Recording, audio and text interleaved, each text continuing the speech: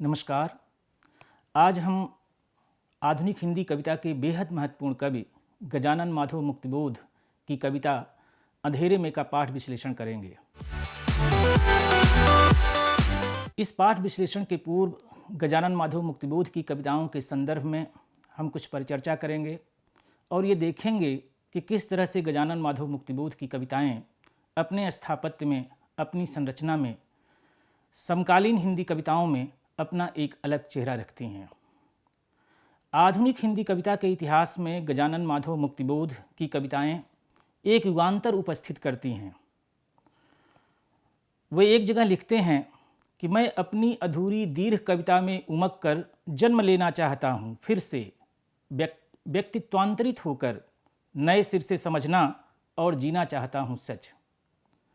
ये जो व्यक्तित्वांतरण की प्रक्रिया है मुक्तिबोध की कविता के संदर्भ में, ये बेहद महत्वपूर्ण है, क्योंकि मुक्तिबोध की समूची कविता इस व्यक्तित्वांतरण के साथ सच के वजूद को एकमेव करने की कोशिश है। ये सच क्या है? उस जमाने का सच जिसे मुक्तिबोध जी रहे थे, जिसे मुक्तिबोध भोग रहे थे।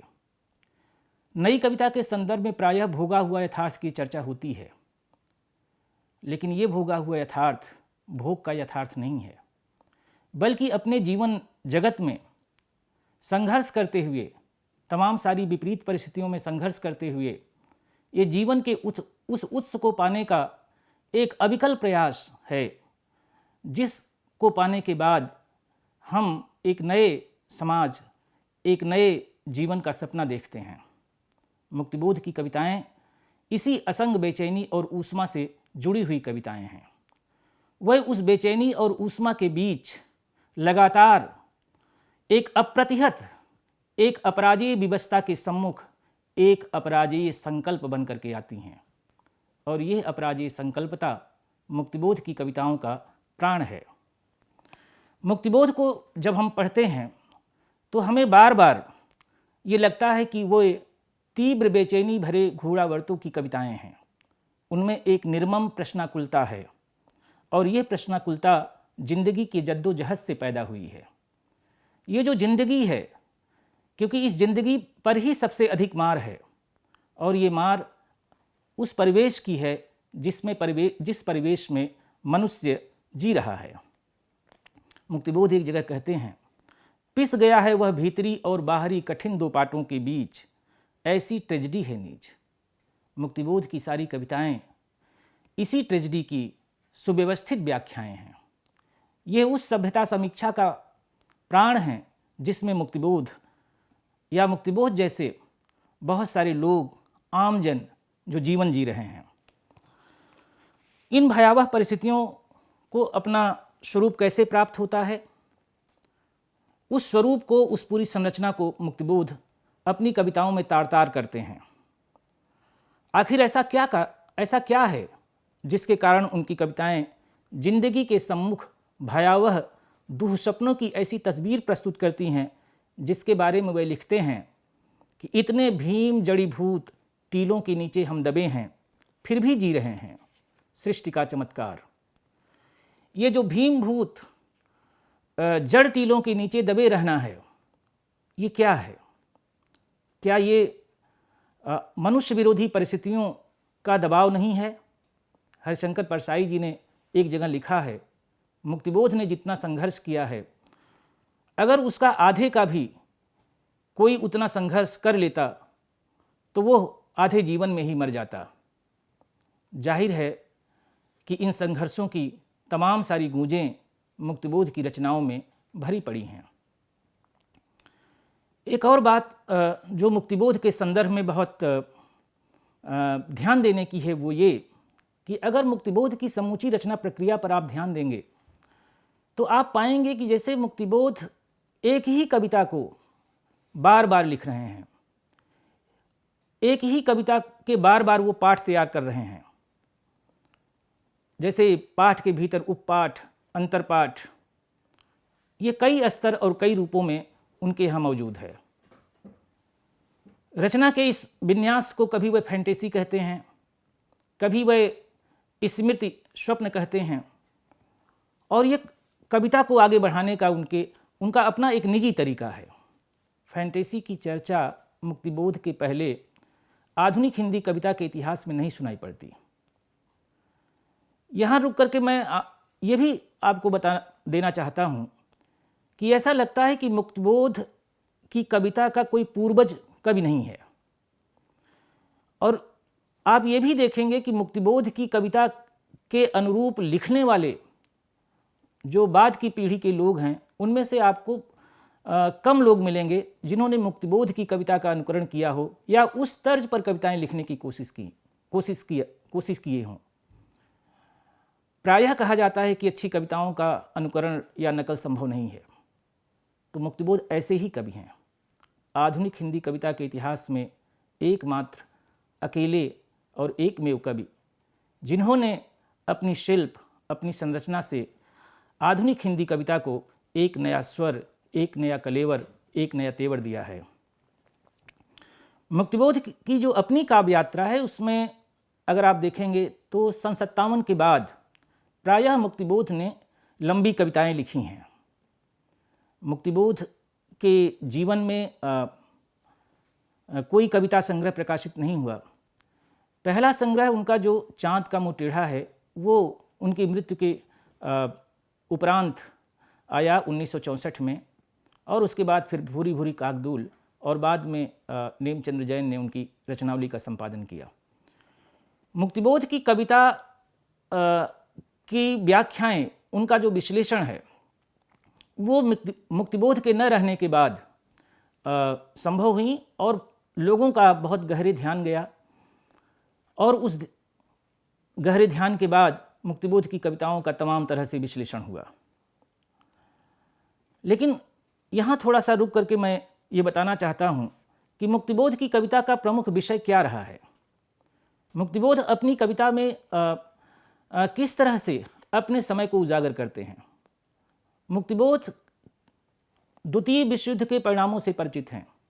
आज़ादी के बाद के भारत के जन्म और उस भारतीय शासन व्यवस्था, जनतंत्र के जन्म को वो जानते हैं, और एक प्रकार से जो जनतंत्र का विकास हुआ, उस जनतंत्र के विकास के क्रम में जो विसंगतियां हैं, जो अवरोध हैं, उनको भी मुक्तिबोध बहुत ध्यान से जानते हैं। और आज जो कविता का पाठ विवेच्य है यहाँ, उसमें इसकी चर्चा हम आगे चल करके करेंगे। मुक्तिबोध ये जानते हैं कि राज्य और पूंजी की शक्तियों से जो गठजोड़, राज्य और पूंजी की शक्तियों के गठजोड़ से उत्पन्न जो भयानक परिस्थितियां हैं, वो किस तरह से मनुष्य विरोधी परिस्थितियों का निर्माण कर रही हैं। अंधेरे में कविता में जिस विचित्र प्रोसेसन का जिक्र आता है, वहाँ पर आप इसके स्वरूप को, इसकी संरचना को बहुत ध्यान से देख सकते हैं। इसलिए मुक्तिबोध एक जगह अपनी कविता के संदर्भ में कहते हैं कि मेरी कविताएं आज की स्थितियों की विस्फारित वास्तविकताएं हैं। ये विस्फारित वास्तविकता क्या है? नई कविता के जिस काल में लोग बिंबों, चटक बिंबों का निर्माण कर रहे थे, वहीं मुक्तिबोध अपनी कविता के संदर्भ में जीवन के उन कठिन परिस्थितियों के पास जा रहे थे, उन तमाम सारी विद्रूपताओं के पास जा रहे थे जिनसे जीवन मुश्किल हो रहा था। तो ये मुक्तिबोध का एक बहुत महत्वपूर्ण हिस्सा है। एक जगह मुक्तिबोध कहते भी हैं, तय करो किस ओर हो तुम, पार्टनर तुम्हारी पॉलिटिक्स क्या है? ये सवाल मुक्तिबोध खड़ा करते हैं, और ये सवाल जाहिर है बिना यथार्थ के, बिना वास्तविकता के, रेसे रेसे से परिचित हुए बिना संभव नहीं है। एक जगह मुक्तिबोध अपनी कविताओं में बार बार जो अकादमिक दुनिया की जड़ीभूत सौंदर्याभिरुचियाँ हैं, उस पर भी सवाल खड़ा करते हैं कि आखिर ये जो अकादमिक लोग हैं, ये जो पढ़े लिखे लोग हैं, ये जो जिनके जिम्मे एक बड़ी जिम्मेदारी है, वो आखिर कहाँ खड़े हैं? तो ऐसे सिद्धांतकारों पर भी उन्होंने चोट की है। गुस्से में एक जगह कहते हैं, सब हमें मालूम, कौन किस उल्लू का कितना बड़ा पट्ठा है, सब हमें मालूम। चाहो तो समाजी शोषण क्रिया की सब अंतड़ियां टेबल पर रख दें, तुम भी निहार लो वह हम भी निरख लें। तो ये कौन कितना बड़ा उल्लू का पट्ठा है, ये मुक्तिबोध कहते हैं और बेहद आक्रोश की भाषा में कहते हैं। ऐसे ही जो और भी बहुत सारी कविताएं उनकी हैं, जहाँ पर आप लकड़ी का रावण जैसी कविता है, जहाँ भूरी भूरी खाकदूल है, अंधेरे में जैसी कविता, जो अंधेरे में कविता में आप देखते हैं कि बहुत सारी जगह कहीं आग लग गई, कहीं गोली चल गई, पंख की बार बार आवृत्ति जिस इंटेंस भयावह उपस्थिति को प्रकट करती है, उससे अलग हमारा समय नहीं। कहीं आग लग गई, कहीं गोली चल गई।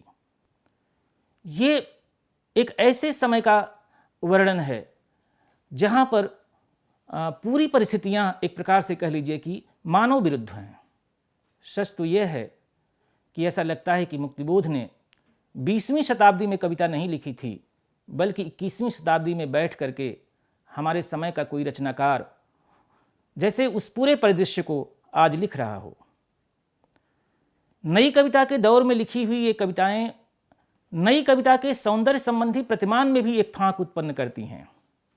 आलोचना के लिए कविताएं चुनौती हैं। ये कविताएं ऐसा लगता है कि नई कविता के सौंदर्य बोध का हिस्सा नहीं बन पाती। मुक्तिबोध को इसीलिए कुछ लोग नई कविता के कवि भी कहते हैं और कुछ लोग प्रगतिशील कविता के भी कवि। मुक्तिबोध द्वंद्वात्मक ऐतिहासिक भौतिकवाद से अपने कविता का उपजीव्य ढूंढते हैं और ये बात उन्हें नई कविता के कवियों से अलग करती है। मुक्तिबोध की कविता के संदर्भ में मार्क्स आते हैं, गांधी आते हैं, और मार्क्स और गांधी, मार्क्स की तुलना में कई बार लगता है गांधी ज़्यादा आते हैं। और गांधी का एक शिशु, गांधी जी ने जिस जनतंत्र को दिया, उस जनतंत्र का अगला स्वाभाविक विकास कैसा होगा, इसकी वो चिंता करते हैं। तो मुक्तिबोध की कविता में आपको बार बार इस प्रकार की तमाम सारी बातें मिलेंगी। मुक्तिबोध ने जितना रचना प्रक्रिया पर लिखा, शायद कोई और दूसरे कवि ने नहीं लिखा। आप याद करें, एक साहित्यिक की डायरी जिसमें मुक्तिबोध ने कला के 3 छड़ों की बात की है, और उन 3 छड़ों में मुक्तिबोध कहते हैं कि ये जो रचना प्रक्रिया है, जो रचनात्मक अभिव्यक्ति है, इस प्रोसेस के द्वारा, इस प्रक्रिया के द्वारा ही अभिव्यक्ति के धरातल पर पहुंचती है। फैंटेसी उस रचना प्रक्रिया का एक अभिन्न हिस्सा है। नई कविता का आत्मसंघर्ष, उन्होंने एक किताब लिखी है, और नामोर जी कहते हैं कि नई कविता का आत्मसंघर्ष नई कविता का ही आत्मसंघर्ष नहीं है, बल्कि मुक्तिबोध के खुद का भी आत्मसंघर्ष है। और आप पाएंगे कि नई कविता के आत्मसंघर्ष में उन्होंने बहुत सारी ऐसी बातें जो नई कविता के अनुक्रम में बहुत सारे सवाल ऐसे खड़े किए जो उस समय नई कवितावादियों के लिए एक प्रकार से आप कह सकते हैं कि विरोधी स्वर की तरह लग रहे थे। मुक्तिबोध कहते हैं एक जगह, अगर मेरी कविताएं पसंद नहीं उन्हें जला दो, अगर उसका लोहा पसंद नहीं उसे गला दो, अगर उसकी आग बुरी लगती है दबा डालो, लेकिन मैं वहाँ रहूँगा, तुम्हारे सपने में आऊँगा, सताऊँगा, खिलखिलाऊँगा, खड़ा रहूँगा, तुम्हारी छाती पर अड़ा रहूँगा। नापसंदगी के बावजूद मुक्तिबोध आलोचना की छाती पर अड़े रहे, समाज के सामने अपनी कविता के साथ तने रहे। यह मुक्तिबोध का एक बहुत बड़ा योगदान है। आलोचना ने आज भी ऐसे मानदंड और शास्त्र नहीं गढ़े जिससे मुक्तिबोध की समूची कविताओं की व्याख्या और विश्लेषण हो सके, इन कविताओं का पूर्ण रूप से अवगाहन हो सके। वैसे भी बड़ा कवि किसी सांचे में ठीक ठीक नहीं बैठता। अगर वो किसी सांचे में ही वो ठीक बैठ जाए तो वो फिर खड़ा नहीं रह पाएगा। इसलिए मुक्तिबोध हूँ या मुक्तिबोध के पहले निराला हूँ, सभी उन बने बनाए सांचों को तोड़ते हैं और उस बने बनाए सांचों के पार निकल जाते हैं। मुक्तिबोध की कविता समय के साथ आज ज़्यादा संदर्भवान हुई है, अर्थवान हुई है। वह सचमुच आवेग त्वरित कालयात्री है। उनकी कविताओं की यह असमाप्त यात्रा है। उन्हीं के शब्द हैं, नहीं होती कविता कभी खत्म नहीं होती, वह आवेग रहित त्वरित कालयात्री है। मुक्तिबोध की यहाँ जो कविता प्रिस्क्राइब्ड है, जिसका पाठ यहाँ किया जाना है, वो अंधेरे में कविता है। अंधेरे में कविता के 4 प्रारूप हमारे सामने मिलते हैं। एक तो चाँद का मुँह टेढ़ा है, जो उनका संग्रह है, उसकी ये अंतिम कविता है। और दूसरा, ये कविता पहली बार कल्पना में 1964 नवंबर में छपी थी, तो एक वो पाठ है। एक तीसरा पाठ जो नेमिचंद्र जैन ने मुक्तिबोध की रचनावली संपादित की है, उसमें है। और एक चौथा पाठ एक प्रतिनिधि कविताएं जिसे राजकमल ने प्रकाशित किया है, जिसका संपादन अशोक वाजपेयी ने किया है, उसमें है। अंधेरे में कविता के इन चारों पाठों में पर्याप्त अंतर है। और जैसा कि प्रतिनिधि कविताओं के अनुक्रम में अशोक वाजपेयी जी का कहना है कि ये कविता एक प्रकार से उन तमाम सारे पाठों से भिन्न है जो इसके पूर्व जिस रूप में सामने आई हैं। और ये एक प्रकार से जो पाठ मैं प्रस्तुत कर रहा हूँ प्रतिनिधि कविताओं में, उसे मुक्तिबोध ने पर्याप्त रूप से संशोधित और परिवर्धित किया था। तो मैं आज जो कविता आपके सामने रख रहा हूँ पाठ विश्लेषण के लिए, और पाठ के लिए जिस हिस्से का उपयोग मैं करूँगा, वो अशोक वाजपेयी के इस प्रतिनिधि कविताएं जो उन्होंने संपादित किया है गजानन माधव मुक्तिबोध की कविताओं का, उसका मैं यहाँ पर जिक्र करूँगा। एक बात और, थोड़ा सा अंधेरे में मैं पाठ पर सीधा आऊँ, उसके पहले दो तीन बातें और बहुत महत्वपूर्ण हैं। अंधेरे में कविता जब छपी, और उसके पहले मुक्तिबोध के जो पुत्र हैं रमेश मुक्तिबोध, उन्होंने कहा कि वो लगभग 15 बार लिखी हुई कविता है। अगर आप इस बात पर ध्यान दें तो इससे भी आपको मुक्तिबोध की रचना प्रक्रिया के बारे में पता चलता है कि कैसे एक कवि अपनी प्रक्रिया में कैसे कविता में एक परिवर्तन लाता है। कविताएं एक दिन में नहीं बनती, एक शॉट में नहीं बनती, और मुक्तिबोध के रचना की जो प्रक्रिया है उसमें तो कतई नहीं, क्योंकि वो इतनी विस्तृत और इतनी लंबी कविताएं हैं कि उन लंबी कविताओं को एक बैठक में, एक सिटिंग में लिख पाना संभव नहीं है। और निश्चित तौर पर मुक्तिबोध ने कई बैठकों में कई बार विभिन्न समयों में ये कविता लिखी होगी। इसीलिए कहा जाता है कि मुक्तिबोध की ये कविता लगभग 5 साल में पूरी हुई। 1957 से 1962 तक ये कविता लिखी जाती रही। इसमें पर्याप्त संशोधन और परिवर्धन होते रहे। इस कविता के पृष्ठभूमि में कुछ लोगों ने ये जिक्र किया है कि मुक्तिबोध नागपुर में एक मिल थी, उस मिल के मजदूरों पर गोलीकांड हुआ था, तो उस गोलीकांड के संदर्भ में ये कविता, इस कविता का कहीं उत्स बनता है। उस घटना को मुक्तिबोध ने देखा था, ये 1952 की घटना थी। इस कविता को लेकर के मुक्तिबोध बहुत आशंकित भी थे। एक जगह तो उन्होंने जो बात कही वो बड़ी दिलचस्प है। आग्नेस्का सोनी को एक पत्र उन्होंने लिखा 9 दिसंबर 1963 को। उसमें उन्होंने लिखा कि मैं आपको ये कविता भेजना चाहता हूँ, कविता बहुत लंबी है, आप ऊब जाएंगी, अप्रकाशित है, वह कोई पत्रिका और कोई ऐसी पत्रिका नहीं जो उसे छापे, संभव है कि वह कविता बहुत रद्दी हो, तीसरे दर्जे की हो, उसमें एक आशंका है, अंधेरे की आशंका का वातावरण है, और मुझे यह आशंका है कि कहीं भारत में ऐसा वैसा न हो। अंधेरे में कविता का जो पहला पाठ पब्लिश हुआ 1964 की कल्पना में, वो कविता आशंका के द्वीप अंधेरे में शीर्षक से छपी। यानी कि अंधेरे में के साथ एक शब्द, एक पद जुड़ा, आशंका के द्वीप।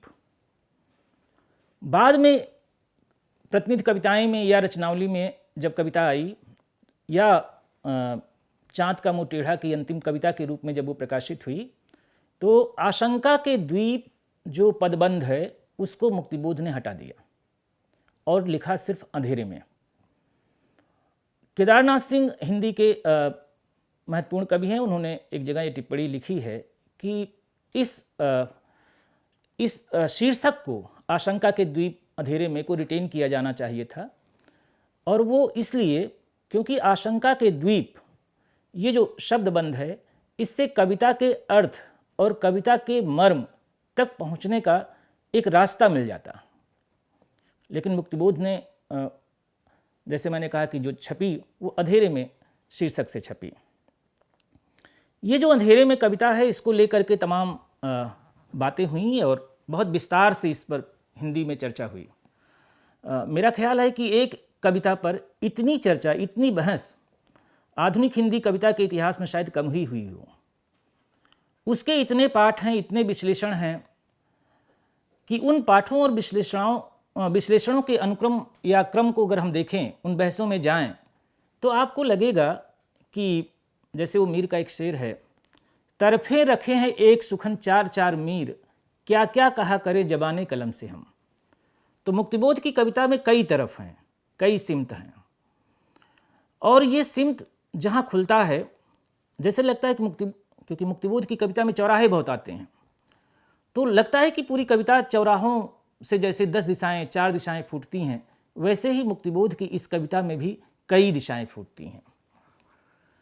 और यह कारण नहीं है कि नामोर जी ने जब कविता के नए प्रतिमान नाम की किताब लिखी 1967-68 में, तो उस पूरे किताब की संरचना में, उस पूरे किताब की के आलोचकीय मानदंड में मुक्तिबोध की कविताएं कहीं न कहीं काम कर रही थीं। और इस बात की सूचना नामोर जी ने कविता के नए प्रतिमान की भूमिका में दी भी है। और बाद में तो उस पर स्वतंत्र रूप से 2 लेख उन्होंने शामिल किया है, अंधेरे में पुनश्च परम अभिव्यक्ति की खोज। तो ये जो परम अभिव्यक्ति है, ये क्या है? अंधेरे में कविता के पाठ के विश्लेषण से इस परम अभिव्यक्ति को हम जानने की कोशिश करेंगे। इस कविता पर एक नज़रिया रामविलास शर्मा जी का भी है, जो उन्होंने नई कविता और अस्तित्ववाद नाम की जो पुस्तक उन्होंने लिखी, उसमें उन्होंने दर्ज किया और ये बताने की कोशिश की कि नई कविता के भीतर, चूँकि नई कविता अस्तित्ववाद से बहुत प्रभावित कविता है, तो रामविलास जी ने क्या किया कि जो मुक्तिबोध की कविताओं को उसी अस्तित्ववाद के दायरे में बांधकर उससे नई कविता से जोड़ने की कोशिश की। प्रायः रामविलास जी की इस आलोचना से सहमत नहीं हुआ जा सकता और अंधेरे में कविता अस्तित्ववादी कविता नहीं है, बल्कि ये एक विकराल भयावह परिस्थितियों के रूपायन के साथ साथ उससे निकलने की एक उम्मीद है। हम मुक्तिबोध की अंधेरे में कविता का पाठ इस रूप में भी कर सकते हैं। वहाँ आपको 3-4 चीज़ें बहुत महत्वपूर्ण हैं जो मिलेंगी। एक तो आत्मचेतस बनाम विश्व चेतस का संघर्ष।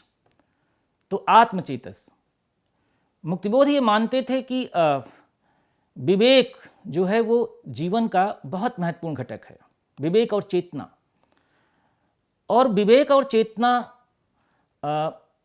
ये जो आत्मचेतस है, इसके पास ही हो सकती है, और यहीं से आत्मचेतस हुए बिना आप विश्व चेतस नहीं हो सकते, आप विश्व दृष्टि नहीं प्राप्त कर सकते।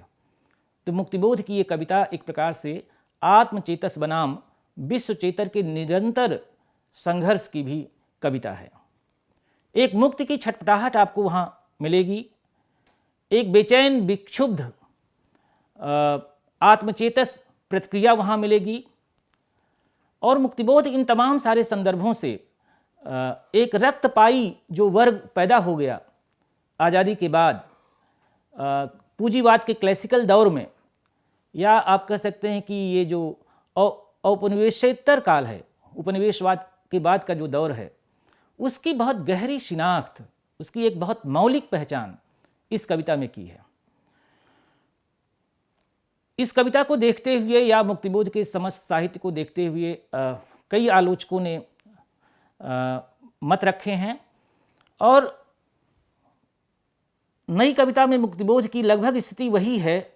नामोर जी ने एक जगह लिखा है कि नई कविता के क्षेत्र में मुक्तिबोध की स्थिति वही है जो छायावाद में निराला की थी। यही नहीं, एक जगह लोग कहते हैं, अशोक वाजपेयी ने कहा कि मुक्तिबोध की कविता हमको खबरदार करती है। और खबरदार करने वाली जो कविता है उसमें अगर आप ध्यान देंगे तो ये अंधेरे में कविता के लिए 100% लागू होती है कि वो वाकई हमको खबरदार करती है। तो ये है पूरा अंधेरे में का कह लीजिए कि इसकी पृष्ठभूमि। मैं ये कविता शुरू कैसे होती है इस पर थोड़ा सा हम आए।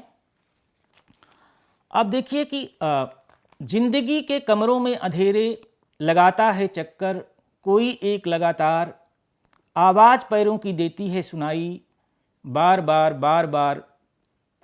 वह नहीं दिखता किंतु वह रहा घूम, तिलस्मी खोह में गिरफ्तार कोई एक, भीत पार आती हुई पास से गहन रहस्यमय अंधकार ध्वनि सा अस्तित्व जनाता अनिवार्य कोई एक।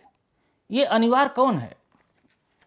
यानी कि जो वहाँ मौजूद है और जो दिखाई नहीं दे रहा है, सुनाई जो देता पर नहीं दिखाई देता।